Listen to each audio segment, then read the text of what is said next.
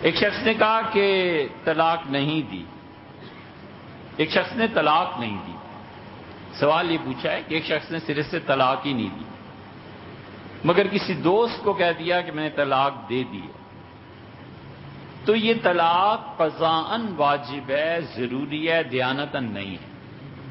قضاء اور دیانت کا فرق ہے۔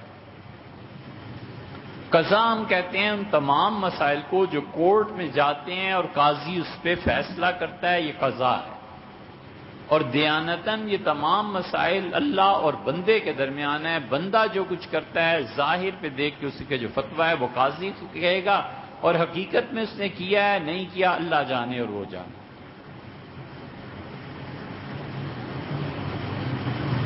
سیدنا علی رضی اللہ عنہ کے زمانے میں یہ مسئلہ پیش آیا تھا۔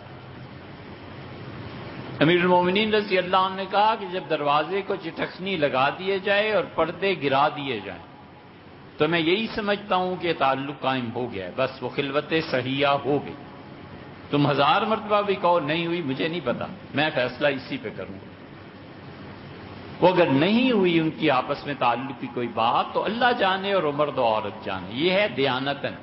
اور قضاءً یہ ہے کہ ہم یہی سمجھیں گے، جس سیدنا علی رضی اللہ عنہ نے فرمایا امیر المومنین رضی اللہ عنہ کا جب چٹخنی لگا دی گئی اور پردے گر گئے تو بس تنہائی ہو گئی۔ اس لیے یہ کہنا کہ طلاق نہیں دی اور پھر کسی سے جا کر کہا کہ میں نے طلاق دے دی ہے تو قضاءً ہمارے نزدیک طلاق ہو جائے گی، قاضی جو فیصلہ کرے گا اس کے، اور اللہ کا معاملہ ہے نا، اللہ جانتا ہے کہ نہیں ہوئی، رہے زندگی بھر خدا جانے اور وہ جانے، لیکن اگر کورٹ میں آئے گا کیس تو یہی فیصلہ کریں گے۔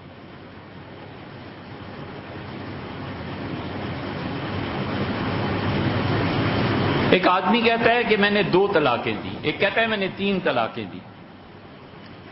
پھر جب اس سے بات کی جائے اور وہ کہے کہ میں نے جھوٹ بولا تھا،